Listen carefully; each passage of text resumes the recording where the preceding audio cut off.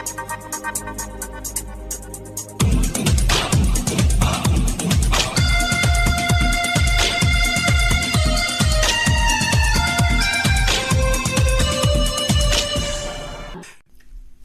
नमस्कार। आकाशवाणी वाराणसी से मैं चंदन सिंह आप सभी का कार्यक्रम विज्ञान पत्रिका में बहुत बहुत स्वागत करता हूं। श्रोताओं, लैटिन में एक कहावत है, मेन साना कॉर्पोरो सानो, यानी कि एक स्वस्थ शरीर में स्वस्थ मन का निवास होता है।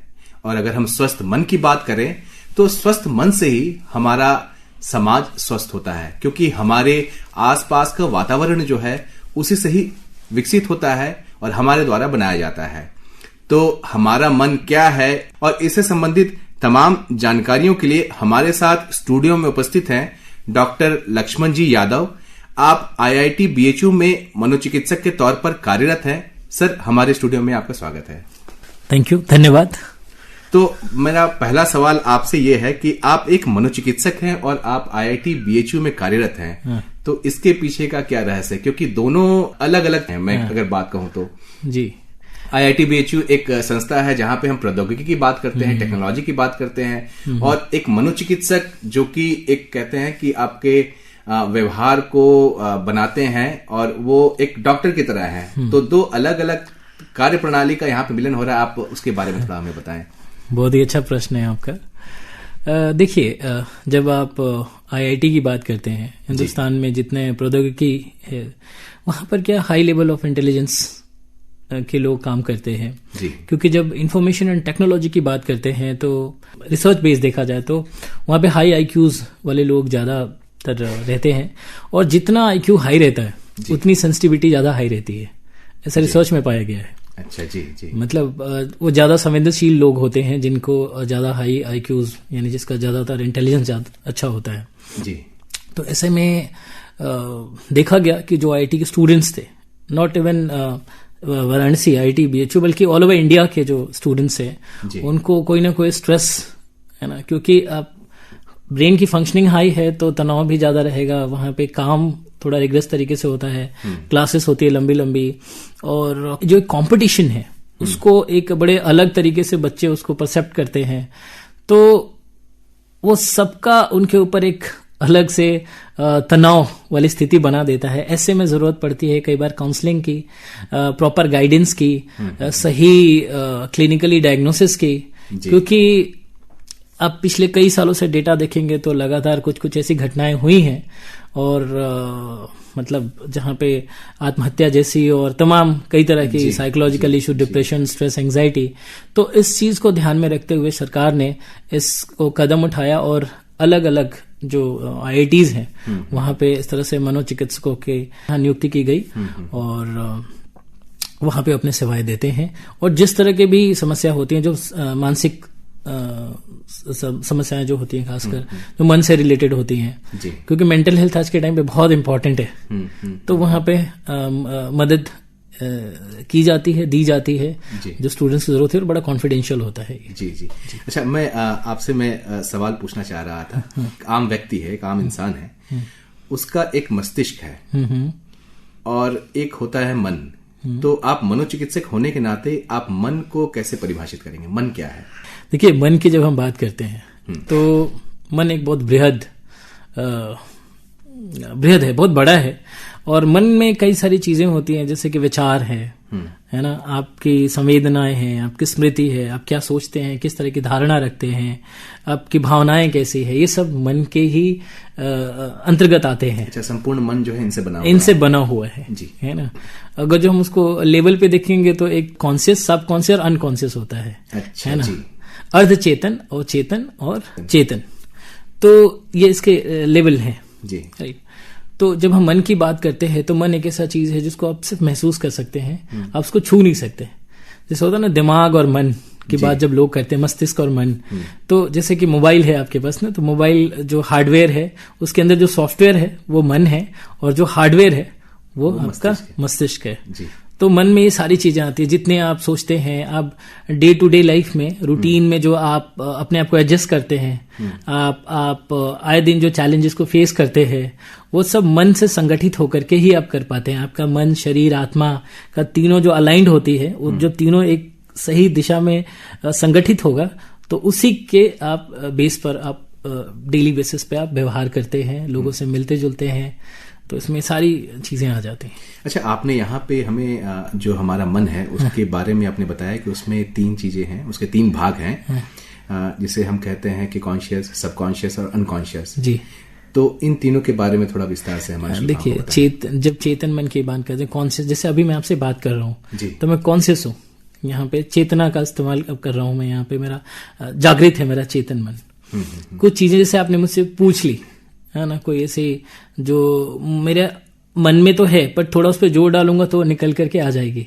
अच्छा, जैसे आपने मुझसे पूछ लिया कि आपका जन्म कहाँ हुआ है, आप कुछ अपने बचपन के बारे में बताइए, तो वो चेतना में नहीं है बट वो अर्ध चेतना और चेतना में है। तो अर्ध चेतना में है तो याद करके मैं आपको बता सकता हूँ, या आपको कोई अचानक किताब चाहिए, याद आ गई, आप बुक सेल्फ में ढूंढने लगे जा करके, फिर अचानक से आपको याद आ गया कि उस दिन मैंने शाम को ऐसे ऐसे रखा था यहाँ पर। अब मतलब कोरिलेट करने की कोशिश करते हैं अर्ध चेतना से चेतना बनाने के लिए। ऐसे विचार जो उसको आप प्रत्यक्ष रूप से बोल नहीं सकते किसी को, हाँ, या आप उसको कहीं किसी के सामने किसी के प्रत्यक्ष रूप से आप उसको प्रदर्शित नहीं कर सकते, तो आप उसको दबा के रख लेते हैं, वो आपके अवचेतन मन में चली जाती हैं। जिसे इसको आइसबर्ग बोला गया है कि वो बर्फ का टुकड़ा होता है ना, छोटा सा ऊपर दिखता है लेकिन उसका 90% भाग नीचे दबा होता है। तो ऐसी बातें जो कि हम कई बार कह नहीं सकते, हमारे मन में रहता है। आपके बहुत सारे ऐसे अभिलाषाएं होंगी, आपके ऐसे ड्रीम्स होंगे, या आप किसी को पसंद करते हैं लेकिन आप उससे कह नहीं सकते, तो आपके अवचेतन मन में चीजें चली जाती हैं। खासकर कोई मॉरल वैल्यूज वाली बातें हैं, जैसे कि आप किसी को लेकर के बहुत कंसर्न है लेकिन आप उससे कहना नहीं चाहते हैं, लेकिन आप उसको फीलिंग को दबा के रखते हैं।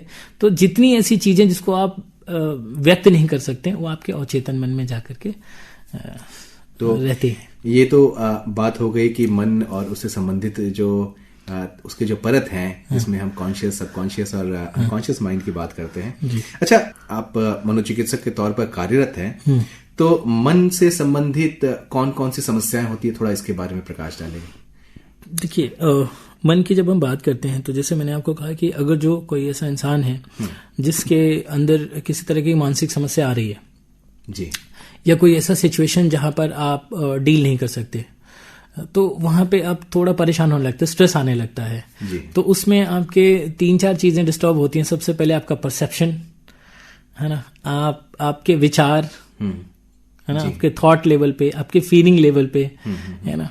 तो वहां पे क्या है कि आपकी मन स्थिति थोड़ी डावाडोल होने लगती है, आप डिस्टर्ब रहने लगते हैं, आप किसी बात को लेके बहुत अधिक सोचने लगेंगे, आपकी नींद कई बार उस वजह से डिस्टर्ब होने लगती है ना। आप लगातार एक ही बात को कई बार सोचेंगे, आपके दिमाग में बहुत सारे नेगेटिव ख्याल आने शुरू हो जाते हैं, या कोई ऐसी घटना घट गई जो आप नहीं चाहते थे और वो चीजें हो गई, क्योंकि इस दुनिया में जितनी चीजें हमारे कंट्रोल में तो सब कुछ नहीं है, तो हम और लेकिन सब पे हम कंट्रोल चाहते हैं, तो वहां पे मन स्थिति हमारी बिगड़ने लगती है ना, हमारा परसेप्शन बिगड़ने लगता है, देखने का नजरिया जो होता है वो डिस्टर्ब होने लगता है, हमारे अंदर घबराहट, बेचैनी शुरू हो जाती है, हम थोड़े अवसाद की स्थिति में कई बार जाने लगते हैं जब ये तनाव लंबा समय तक चले जाए, तो जिसको हम डिप्रेशन कहते हैं, है ना। आपको इंसोमेनिया, नींद की समस्या होने लगी है ना, आपका कंसंट्रेशन खराब होने लगे, तो बस समझ लीजिए कि इन सारी बातों का प्रभाव आपके सीधे सीधे आपके मन पे पड़ता है, मन से फिर हमारे शरीर पे भी शरीर पे उसका असर पड़ता है। आप अक्सर देखेंगे कि जो बहुत ज्यादा लोग सोचते हैं तो उनका शुगर बढ़ जाता है कई बार, है ना, उनको कई बार हार्ट के इश्यूज होते हैं। एक रेडफोर्ड यूनिवर्सिटी में बहुत पहले एक रिसर्च हुआ था जिसमें कि जिसका एंगर, हॉस्टिलिटी पे ज्यादा स्कोर था, जो लोग ज्यादा अग्रेसिव थे, उनको बाई एज ऑफ 50 हार्ट का इश्यू पाया गया था। अच्छा जी, ये एक मैं रेफरेंस देना चाहूंगा, डेनियल गोलमैन की किताब है इमोशनल इंटेलिजेंस, उसमें ये है। अच्छा, आपने अभी चर्चा के दौरान बताया कि हमारे ऊपर जो है नेगेटिव विचार आने शुरू हो जाते हैं जी। पहले तो आप हमें ये बताएं कि पॉजिटिव विचार क्या होते हैं और नेगेटिव विचार क्या होते हैं, हाँ। और एक आम आदमी पॉजिटिव और नेगेटिव विचार में अंतर कैसे बताए। हाँ, ये बहुत ही अच्छा सवाल है आपका। हर इंसान को जानना चाहिए कि हम कैसे तय करें कि ये नकारात्मक है, ये सकारात्मक है, और कैसे पहचान करें इसकी। जी।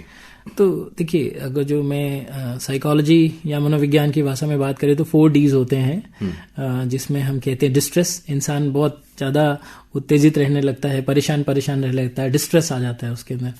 दूसरा चीज़ होता है डेविएंट, वो कटने लगेगा, आम जनता से वो कट के रहने लगेगा, वो बातचीत कम करेगा, घर परिवार में भी कम घुलेगा मिलेगा। लोग नहीं कहते कि वो चुप रहने लगे हैं, कमरे में ही रहते हैं। उसके बाद होता है डिसफंक्शनल, उनके कार्य जो करते थे उसमें अचानक से देखेंगे तो काफी कम हो जाएगा वो काम, फंक्शनैलिटी कम हो जाएगी। वो जो पहले बढ़ोतरी था वो काफी कमतर हो जाएगा काम।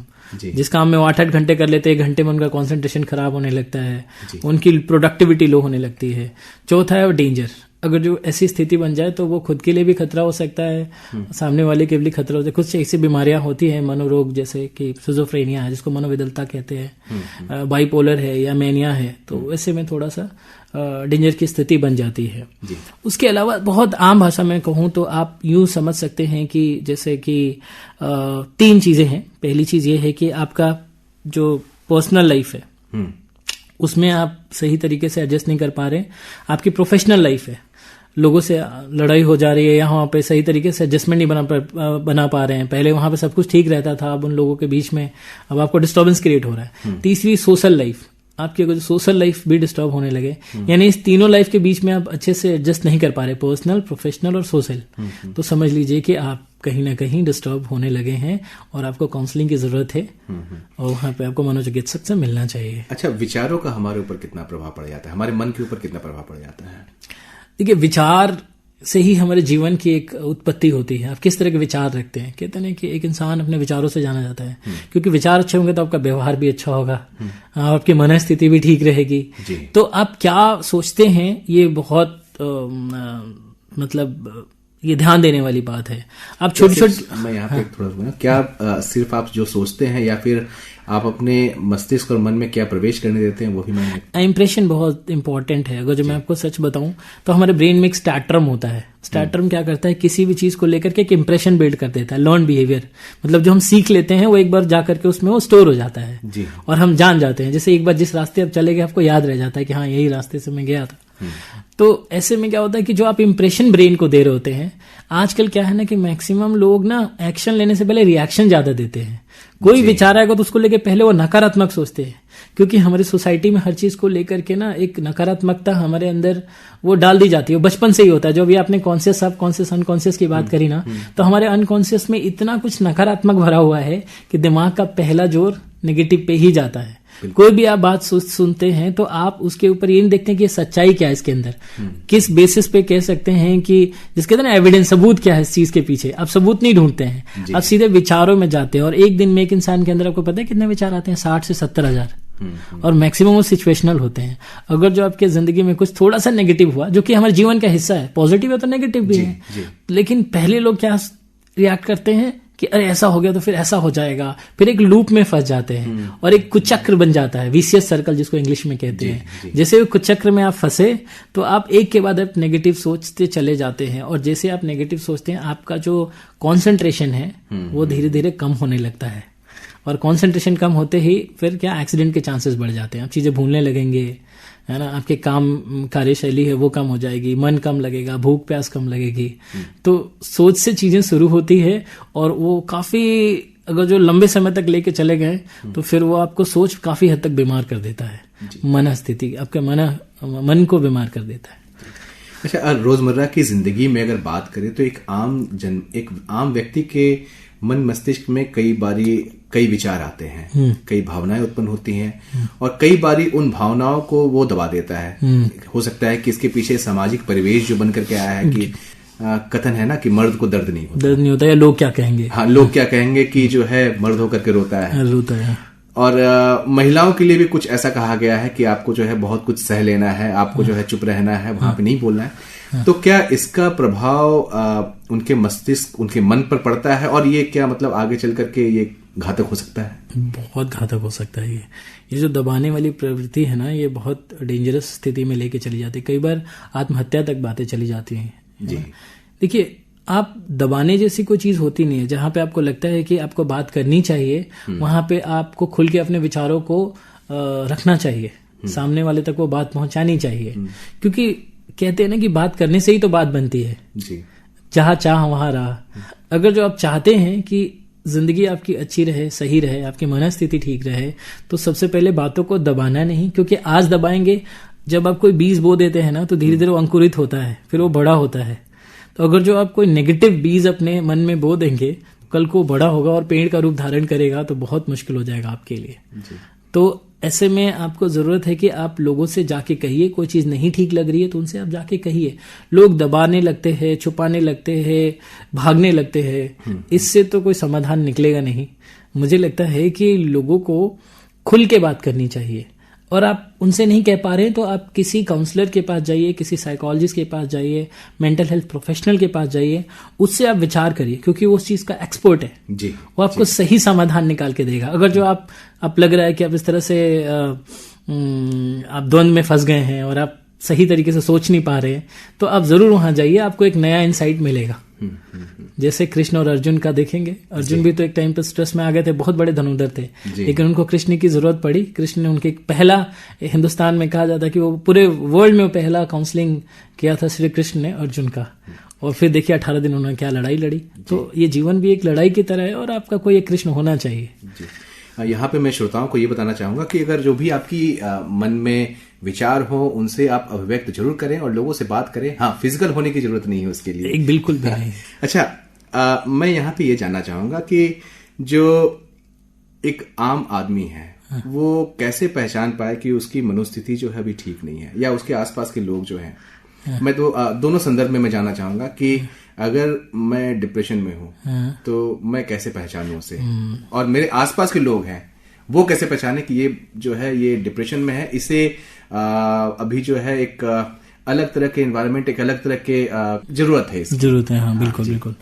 देखिए, पहली बात तो 2-3 बातें होती है, ध्यान रखने की बहुत जरूरत है इस तरह की चीजों के लिए, क्योंकि कोरोना के बाद से स्थितियां थोड़ी भयावह हो गई है। 25 से 30% तक केसेस में इजाफा हुआ है, खासकर मनोरोग जो है, स्ट्रेस, एंजाइटी, डिप्रेशन और तमाम जो बीमारियां जो। ऐसे में हम देख सकते हैं 3-4 चीजों पे बहुत खासा असर पड़ता है। पहली हमारी भूख, या तो बहुत भूख कम हो जाएगी या बहुत ज्यादा हो जाएगी। लोग बिंज ईटिंग करने लगते हैं, तनाव में और ज्यादा खाने लगते हैं, रह रह के खाएंगे। नींद सबसे बड़ा एक फैक्टर होता है, नींद। अगर जो आपकी नींद बहुत ज्यादा लगने लगी है या आपको बहुत कम आ रही है, आप सो नहीं पा रहे हैं, या बीच में नींद आप उठ जा रहे हैं, या बहुत जल्दी उठ जा रहे हैं, इस तरह से अगर जो हो रहा है, या आपको सोने में दिक्कत हो रही है, पहले नींद आपकी अच्छी थी, अब नींद बिल्कुल डिस्टर्ब है किसी भी तरीके से, तो आप मान सकते हैं। तीसरी जो चीज है वो है आपका जो रोजमर्रा में, जैसे है ना कि आपका मूड स्विंग कर रहा है, मन में कभी कुछ विचार आ रहा है, कभी कुछ विचार आ रहा है, आप लोगों से बिल्कुल कट गए हैं, लगातार नकारात्मक सोच रहे हैं, खुद के लिए भी, अपने भविष्य को लेकर के, लोगों को लेकर के। उसके अलावा आप जिन चीजों में पहले रुचि रखते थे, जो आपको म्यूजिक मजा आता था, पार्टी में मजा आता था, वो उसमें एकदम अरुचि हो गई आपकी, अब मन नहीं कर रहा आपका, आप चुप चुप रहने लगे हैं, आपकी बॉडी लैंग्वेज बिल्कुल लो हो गई है, घर से बाहर नहीं निकल रहे, अब ब्रश नहीं कर रहे हैं, अपना डेली जो रूटीन है वो फॉलो नहीं कर रहे। तो अगर जो ये सारी चीजों में ही है, कभी कभी रोने लगते हैं लोग, बातों बातों में भावुक हो जाते हैं, उनको पता ही नहीं चलता कि ये क्या हुआ। अगर जो 3 से 4 हफ्तों तक इस तरह की स्थिति आपकी बन रही है, लगातार हो रहा है, तो आपको जितना जल्दी हो सके आपको नियरेस्ट आपके मेंटल हेल्थ प्रोफेशनल के पास जा करके मिलना चाहिए, अपनी इस स्थिति से अवगत कराना चाहिए। और लोग जो उनके आसपास में हैं, वो जो इस तरह की चीजें देख रहे हैं, और वे अगर जो ये समझ पा रहे हैं कि हाँ इसके अंदर थोड़ा व्यवहारिक, थोड़ा मानसिक, आप कहते हैं कॉग्निटिव चेंजेस, बिहेवियरल चेंजेस आने लगा है, चीजें आप बहुत जल्दी भूलने लगेंगे, याद नहीं आएंगी जल्दी, छोटी छोटी बातों पे गुस्सा आने लगेगा, रोना आने लगेगा, ऐसे लगेगा कि जो चीज आप पहले बहुत आसानी से लोगों से कह पा रहे थे, अब कह नहीं पा रहे हैं, लोगों को फेस नहीं कर पा रहे हैं, कंसंट्रेशन बिल्कुल जीरो हो गया है। अगर जो ये सारी स्थिति मैंने जो बनाई, अगर जो किसी ने बताई वो बन रही है, तो उसको जल्दी से जल्दी जा करके मिलना चाहिए किसी मनोचिकित्सक से, और गूगल पे नहीं सब कुछ ढूंढना चाहिए। ये बहुत बड़ा एक प्रॉब्लम है लोग कि अपना सारा समस्या और समाधान गूगल पे ढूंढते हैं, कुछ हाँ, वो बहुत डेंजरस होता है जी। अच्छा, यहाँ पे तो तमाम तरह की समस्याओं के बारे में हमने बात किया, आप हमारे श्रोताओं को बताएं कि इन समस्याओं का समाधान क्या हो सकता है। एक अगर अपने मन को थोड़ा स्वस्थ रखना हो तो वो क्या कर सकते हैं नियमित तौर पर? नियमित तौर पे ये अपने देखिए, मन को स्वस्थ रखने के लिए 5 चीजें मैं बताता हूँ जो बहुत ही इंपॉर्टेंट है और मैं खुद भी फॉलो करता हूँ इस चीज को, क्योंकि देखिए जो मेंटल हेल्थ प्रोफेशनल होते हैं, जो इस फील्ड में होते हैं, क्योंकि रोज सुनते हैं लोगों की बातें, लोगों के नेगेटिविटी से अब रोज रूबरू होते हैं, तो ऐसे में अपने आप को स्वस्थ रखने का एक सिंपल सा तरीका बताओ तो जो कोई भी कर सकता है, एक बच्चा भी कर सकता है, बूढ़ा आदमी भी कर सकता है। पहली जो चीज है आपकी फिजिकल एक्टिविटी, यानी आपको शारीरिक कुछ जैसे व्यायाम करना है, आप योगा कर सकते हैं। पहली जो चीज है, मतलब 1-2 मिनट से लेकर के 60 मिनट तक, जैसे आपकी बॉडी स्ट्रेंथ है, आप कोई फिजिकल एक्टिविटी रोज करिए। आप रनिंग कर सकते हैं, आप उठक बैठक कर सकते हैं, जो आपके लिए फिजिबल हो। दूसरा चीज है आपका मेंटल, मतलब आपको जो मानसिक वाला जो पार्ट है, मेंटल एक्टिविटी में आज भी आप देखेंगे पेपर में ना, गलती ढूंढो, जंबल वर्ड्स, है ना, वो सब कुछ आता है, वो नंबर वाला पजल, ये सब आता है, लेकिन 90% लोग उस पर कभी ध्यान नहीं देते। जी। तो अगर जो आप ये रोज कर सकते हैं तो करिए। मतलब खासकर उस तरह का कुछ जो टिपिकली ढूंढने वाला होता है, जिसमें आपका थोड़ा सा आपको ध्यान, एकाग्रता के लिए आप ध्यान। जो तीसरी, गेम नहीं खेलना है, मोबाइल गेम नहीं खेलना है ना, इस तरह का पजल्स करिए, पहेलियां करिए, ये बहुत अच्छा रहता है। तीसरी जो चीज है वो मटेरियलिस्टिक में होता है, अपना काम खुद करिए। अपना जैसे लॉकर में कपड़े ठीक से रखिए, अपना रूम साफ सुथरा रखिए, अपनी जो आपकी कॉपी किताब, आपके जितने भी आपसे रिलेटेड चीजें उसको आप अपना ध्यान खुद रखिए। चौथी चीज है रिलेशनशिप, कि आजकल क्या लोगों में बहुत दूरियां हो गई, सबको मोबाइल फोन में लगे रहते हैं। एक परिवार में 6 लोग हैं, 6 लोग वो अपना मोबाइल अपना देख रहे हैं, वो अपना देख रहे हो, अपना देख रहे हो, अपना देख रहे हैं, प्रोफाइल पे सब एक्टिव है, पर फैमिली में एक दूसरे के साथ कोई भी एक्टिव नहीं है। तो मुझे लगता है कि आपको वक्त गुजारने की जरूरत है, और थोड़ा किचन में वक्त दीजिए। अगर जो आपकी पत्नी है, आपकी माँ है, आपकी बहन है, जो भी आप जाइए, आप हाथ बटाइए या किसी पुराने दोस्त को कॉल कर लीजिए कि कैसा है तू। मतलब आप अपने रिश्तों को, अपने आप को खुश रखने के लिए आप किस तरह से समय दे करके, अभी नहीं कि आपने उसके लिए बहुत अच्छी सब्जी बनाई और कल आप नाराज हो गए कि अरे यार तूने तारीफ नहीं करी मेरी। तो इस तरह से नहीं रखना है, अपनी खुशी के लिए रिश्तों को अपने मेंटेन रखना है। 5वीं और सबसे इंपॉर्टेंट है हॉबी। आजकल लोगों में देखेंगे ना तो हॉबी है ही नहीं, है ना। आप एक हॉबी बनाइए, आप एक्टिंग, डांस, आप क्लासिकल गाना सुन सकते हैं, सीख सकते हैं, बहुत कुछ है हॉबी। चेस खेलना सीख सकते हैं आप, पेंटिंग, जो कविता लिखना, कविता सुनना, अब जो अच्छा लगे आप हॉबीज करिए। ये अगर जो 5 चीज आप फॉलो करते हैं, मैं काफी हद तक आपको शर्त के साथ कह सकता हूं कि आप डिप्रेशन से बचे रहेंगे, आपका मानसिक स्वास्थ्य भी ठीक रहेगा, आप भी ठीक रहेंगे, क्योंकि ये 5 एरिया ना आपकी पूरे लाइफ को कवर करते हैं। तो चलते चलते आप हमारे श्रोताओं को इस संबंध में और कुछ क्या कहना चाहेंगे आप? मैं लोगों से यही कहूंगा कि मानसिक रोग जो है या जो मनोरोग है वो बिल्कुल ट्रीटेबल है, उसका उपचार किया जा सकता है। आप भ्रांति में ना फंसे, आप झाड़ फूक के और ओझा सोखा के चक्कर में बिल्कुल ना फंसे। आपको कोई भी इस तरह की समस्या आ रही है तो आप अपने मनोचिकित्सक से जरूर मिलें। आजकल बहुत आसानी से आपको अवेलेबल है, पता आप ढूंढ सकते हैं गूगल पे, किसी से लोग बाग से पूछ करके नजदीकी जो स्वास्थ्य केंद्र है वहां जा सकते हैं। आप जहां भी जाइए आप उसका प्रॉपर इलाज कराइए, अपने आप को खुश रखिए, लोगों को खुश रखिए। एक्सपेक्टेशंस जो होती है अच्छी चीज होती है, पर ज्यादा ना पालिए, और आप डेली रूटीन में अपना काम समय पे करिए, खुद को खुश रखिए, अच्छा खाना खाइए, अच्छे सोच रखिए, अच्छे विचार रखिए, और अपने जीवन में रोज ये देखिए कि आज कितना उन्नति कर रहे हैं, कितना खुश रख रहे हैं खुद को, अपने आसपास के लोगों को, और आपका जो भी काम है उसको आप तन्मयता से करें, पूरी रिस्पॉन्सिबिलिटी लेकर के करें, और हंसते मुस्कुराते रहें। डॉक्टर लक्ष्मण, आप हमारे स्टूडियो में आए, हमारे श्रोताओं से मन की बात की। मैं यहाँ पे ये कहना चाहूंगा कि मन के बारे में इतनी सारी बात की और हमारे श्रोताओं को इतना कुछ बताया, इतनी कुछ जानकारियां साझा की, उसके लिए आपका बहुत बहुत धन्यवाद। आपका भी बहुत बहुत धन्यवाद।